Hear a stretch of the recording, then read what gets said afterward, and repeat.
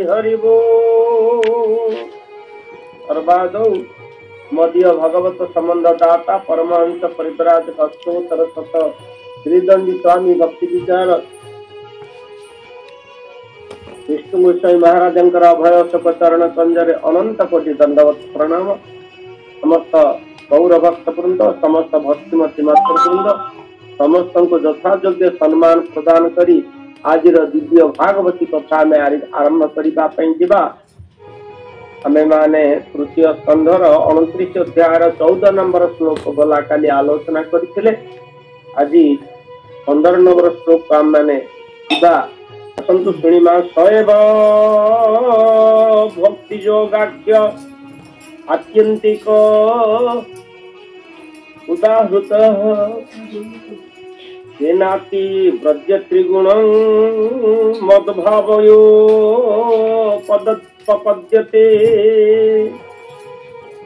भगवान कपिल महादेव कहले ये जो भक्ति योगर कथा मोठू तमे श्रवण करुच ये भक्ति योगर जो निर्गुण भक्ति आ सगुण भक्ति ये भक्ति योग संपर्क रे कपिल भगवान सुंदर भाव रे कहउछंती सगुण भक्ति अर्थात जहाँ त्रिगुणात्मिका सत्व रज तम गुण द्वारा जे आवृत निर्गुण भक्ति अर्थात जो भक्ति रे कौन प्रकार कलमश नाही गुण दोष तादेरे नाही। सेही भली भाबरे पूर्व ब्राह्मण को सूचना देले जे मिश्र भक्त और शुद्ध भक्त माने निष्काम भाव भगवान को चिंता करती एवं मिश्र भक्त माने किसी प्राप्ति आशारे भगवान को चिंता करती। पुनर्बार नवधा भक्ति कथा आम मान आगे प्रकाश कले 9 प्रकार भक्ति भाव एवं 9 प्रकार भक्ति भाव त्रिगुणात्मिका मार्ग रे 9 3 27 भाग है 27 प्रकार भक्ति कथा कहले एवं 27 प्रकार भक्ति सहित पुनर्बार ताकू आम आगे प्रकाश कले उत्तम मध्यम अधम ये 3 प्रकार भाव 27 के 81 प्रकार भक्ति भावर कथा कपिल भगवान आम आगे सूचना देले। वर्तमान कहले सएव भक्ति योगाख्य ये समस्त भक्ति योग माध्यम रे गति करी जीव जेतेबेले शुद्ध भक्त बा निर्गुण भाव को प्राप्ति हुए से मते आत्यंतिक उदाहृत अत्यंत बा अति नित्य सतत युक्ता नाम अर्थात मो सहित दृढ़ भाव से संयुक्त ही रहे जहा द्वारा से जो त्रिगुण प्रभाव मुक्त ही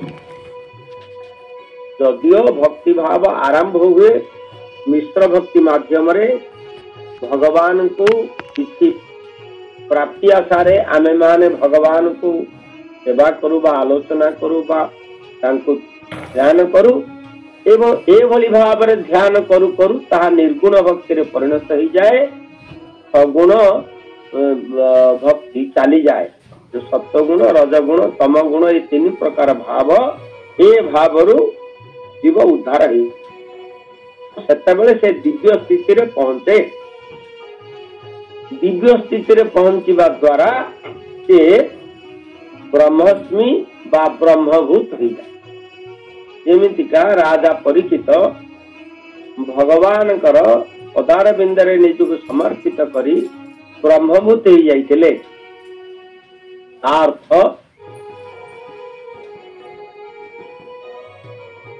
संसार रे रही मध्य ईश्वर चिंतारे बा ईश्वर को पाखरे मन स्थापित करी समाधि जोगरे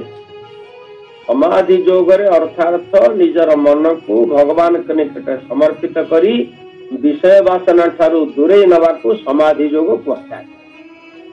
समाधि माने आम माने मरण को समाधि कहते किंतु समाधि जोगर तात्पर्य है मन को समाधि दबा शरीर को नुह ये जो शरीर आमे जो समाधि कथा कहते ये शरीर समाधि कथा कह जाए समाधि प्राप्त हेले तार अर्थ है शरीर टा विनष्ट हो गला किंतु एठी ये जो समाधि योग कथा कहा जाउची ये समाधि योग अर्थ शरीर समाधि नुह मानसिक समाधि बा मन को समाधि दवा आमे माने श्रीमद भागवत रे श्रवण करिचे परीक्षित महाराजा जेते बेले अरण्य रे मृगया करिबा पई प्रवेश कले एवं समीक ऋषि आश्रम रे प्रवेश करी जल भिक्षा करिसंती सेतेबेले समीक ऋषि समाधि अवस्था थिले तांकर मन भगवान के निकट समर्पित हो जाइछला अर्थ सामाजिक स्तर रु बा भौतिक स्तर रु मन समाधि प्राप्त होइछला यह काजे समाधि अवस्था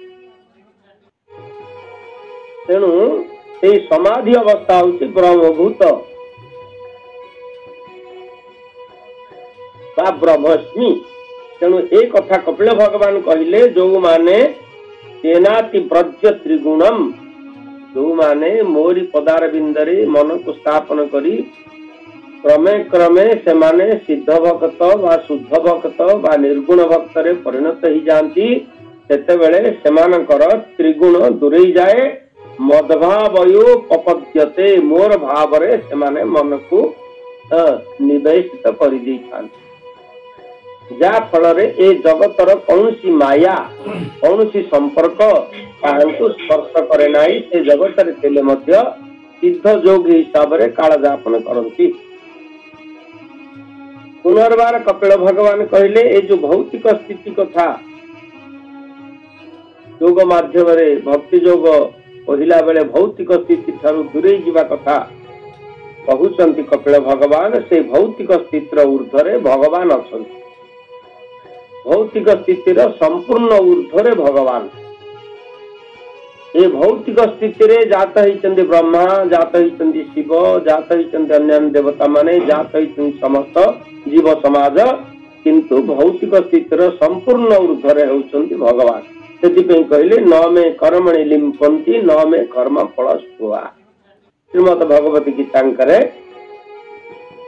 भगवान अर्जुन को कहले न मे कर्मणि लिम्पन्ति न मे कर्म फल स्पृहा मु कौनसी कर्म रे संयुक्त नुहे किंबा कौनसी कर्मर फल सहित मोर संपर्क नाही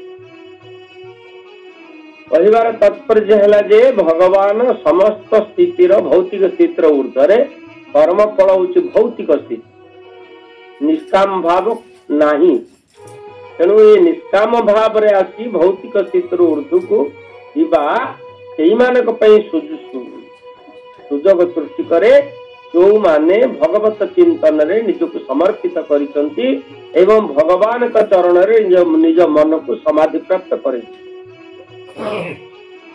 यही माने ही केवल भगवत चिंतन बा ब्रह्मभूत अवस्था को आसी पारंती पुनर्बार कपिल भगवान कहले सबु जीव माने ए भौतिक स्थितिर अंतर्गत हेले मध्य शुद्ध भक्त ए स्थितिर ऊर्ध्वरे थाए कपिल भगवान कहले भगवान जेमितिका समस्त स्थितिर ऊर्ध्वरे एवं भगवान कर सेवक जे शुद्ध भक्त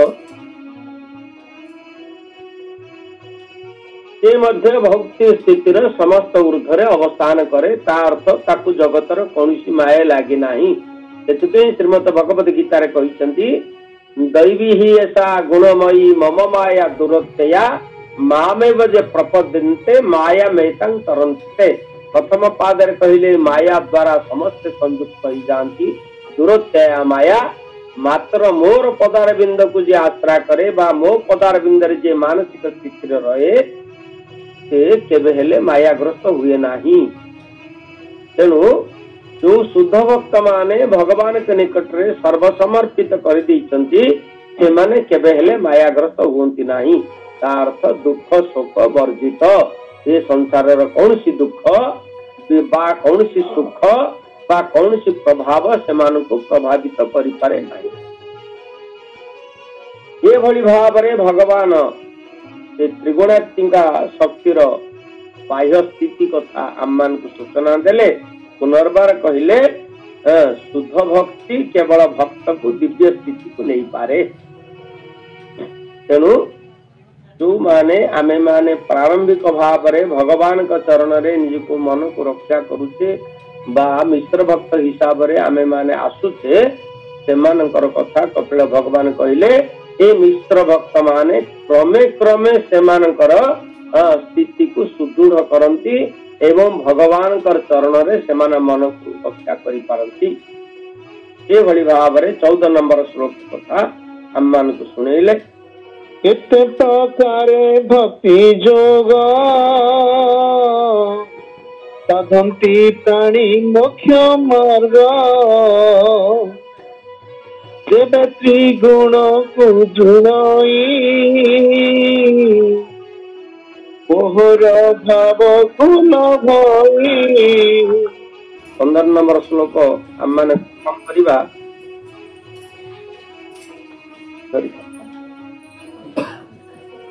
निषेवितेन निमित्तेन निमित्तेन स्वधर्मेण महीयसा क्रियायोगेन शस्त्रेण नातिहिंस्रेण नित्यतः। 15 नंबर श्लोक रे कपिल भगवान आम मान को केतक सूचना देले। निषेवितेन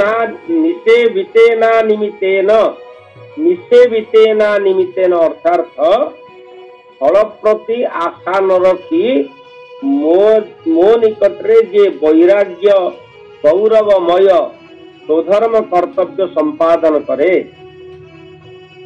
निषेवितान निमित्तेन अर्थ मोर पदार बिंद को जो माने आश्रा करी कौन सी फल रहित सेवा करती एक स्वधर्म रे से माने निज को स्थापित करती।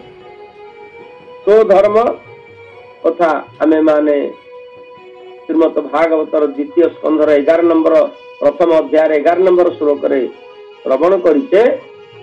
एतावान सांख्य योगाभ्यां स्वधर्म परिनिष्ठया जन्म लाभ परं पुंसा अंते नारायण स्मृति। ये स्वधर्म परिनिष्ठया से कथा कपिल भगवान ए स्थान रे कहले जे जो माने मोर पदार बिंदरे निष्काम भाव रे सेवा करंती स्वधर्मेण महीयसा निज धर्म सहित जो माने दृढ़ भाव रे बांधी हिचंती। निजर धर्म कहले आमे स्वधर्म विचार करुचे। चतुर्वर्ण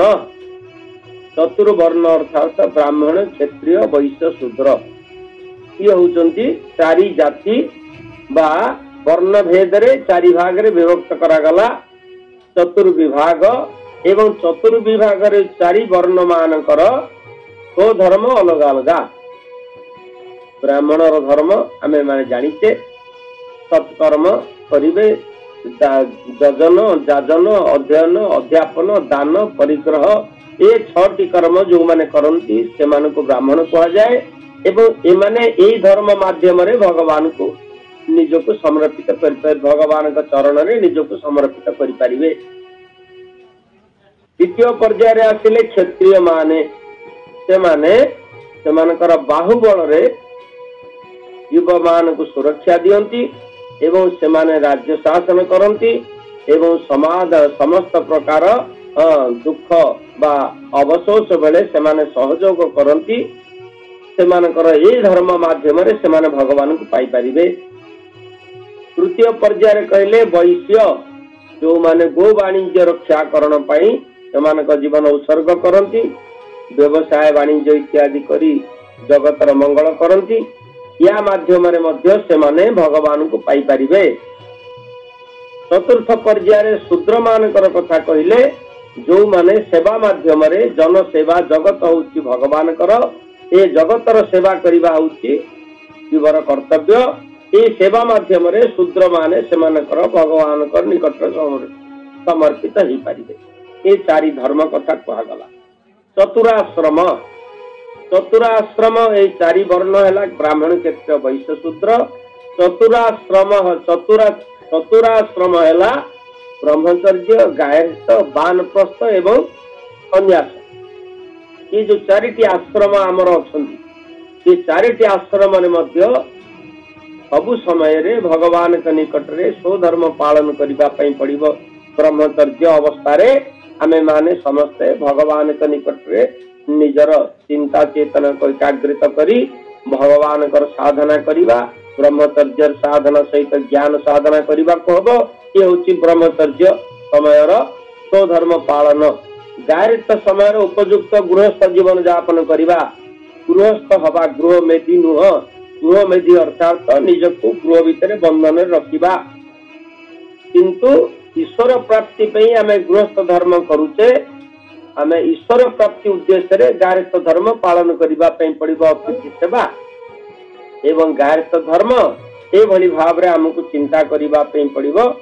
ई हला तृतीय आश्रम कथा। तृतीय आश्रम है वानप्रस्थ। वानप्रस्थ आश्रम रे मिश्र भक्त को त्याग करी शुद्ध भक्त को हवा पाई हेले आम माने वानप्रस्थ जीवन रे भगवान कर चिंता स्वाध्याय भगवान कर ध्यान योग इत्यादि करी आम मान को समर्पित करिबा पई हेबो। एवं चतुर्थ पर्याय सन्यास। सन्यासर अर्थ है सन्यास सन्यास समस्त त्याग करिबा। सन्यासर अर्थ नुह गैरिक वसन पिंधि आम भलिया तिलक काटी गलारे तुलसी माला पिंधि गैरिक वसन पिंधि ए जगत रे ए भलिया रूप धारण करिबा सन्यास नुह। सन्यासर अर्थ होउची मन को सन्यास दबा। गलारे तिलक तुलसी माला नबा एवं मस्तक रे तिलक नबा आउ देहरे गैरिक वसन पिंधिबा जटा जुट विमंडित हवा एगुड़ाक शारीरिक सन्यास। मानसिक सन्यास एथरे नाही। मानसिक भाव रे जो माने सन्यास व्रत अवलंबन करती से माने होचंदी सार्थक जीवनधारी। आउ से माने ठीक भाव रे मन को स्थापन करिसंदी भगवान के निकट रे। सेति पई श्रीमद् भगवद गीतांकर चतुर्थ अध्याय रे भगवान कहिले लोकेस्मिनि द्विविधा निष्ठा पुरा प्रोक्तमया नगा ज्ञान योगेन संख्यानं कर्म योगेन योगिना। कर्म योगी माने प्रकृत से माने शारीरिक कष्ट को प्राप्ति करती एवं शरीर को साधन करी भगवान काड़क आसंती। किंतु ज्ञान योगी माने ज्ञान साधन करी भगवान को निकट आसंती। आपण आम मान भितर एमिति केतक ज्ञान योगी अछंती जो माने शारीरिक संन्यास नहीं नथिले मध्य मानसिक संन्यास से माने नहीं सारिचंती एवं समाज भितर थिले मध्य संसार भितर थिले मध्य निर्लिप्त भाव रे पद्म पत्र मिबाम्भसा पद्म पत्र रे जल रहिला बळी से माने निर्विकार भाव रे जीवन यापन करूछंती। ये होची चतुराश्रम कथा। चतुर्वर्ग धर्म अर्थ काम मोक्ष यहाँ को परित्याग करिबा होची सन्यास। चतुर्वर्ग धर्म धर्म होची स्वधर्म अर्थ विषया बा विषया विष काम कामना पूर्ण मोक्ष मोक्ष प्राप्ति ये कौन से आशा न रखी भगवान कर सेवा करने को कहा जाए। चतुर्वर्गर साधना। चतुचरण चारि जुगरे चारि प्रकार क्रिया थिला जो चारि प्रकार क्रिया नहीं करी जीव भगवान को निकट रे प्रवेश करि पारुतला। सत्य तप दया आउ शौच। सत्य जुगरे सत्य उपरे प्रतिपादित कराउतला आउ तृतीय जुगरे तप आउ द्वापर जुगरे दया आउ कली जुगरे शौच। ए भली भाव रे ए चतुर्चरण ए भली भाव रे आमे माने सेवा करी भगवान के निकट रे निज को समर्पित करि परिबा। ए भली भाव रे कपिल भगवान हमको सूचना देले एवं तापरे कहिले जेनाति ब्रज क्रिया योगेन शस्त्रेन। क्रिया योगेन अर्थात योग माध्यम रे भगवान को योग रूपक शस्त्र द्वारा आमे माने आगुरु पढ़ी अष्टांग योग कथा। अष्टांग योग हेले जम नियम आसन प्राणायाम प्रत्याहार ध्यान धारणा समाधि। ये अष्टांग योग माध्यम रे क्रिया योग स्थापन करी योग क्रिया द्वारा योग क्रिया रूपक शस्त्र रे त्रिगुण को प्रतिहत करी आमे क्रिया योग माध्यम रे भगवान के निकट रे प्रवेश करि परिबा। जेना क्रिया योगेन शस्त्रेन नाति हिंस्रेण नित्यशः। नाति हिंस्रेण अर्थात କୌଣସି ପ୍ରକାର କ୍ରୋଧ ବା ଅକ୍ରୋଧ ଭାବ ସମସ୍ତ ପ୍ରକାର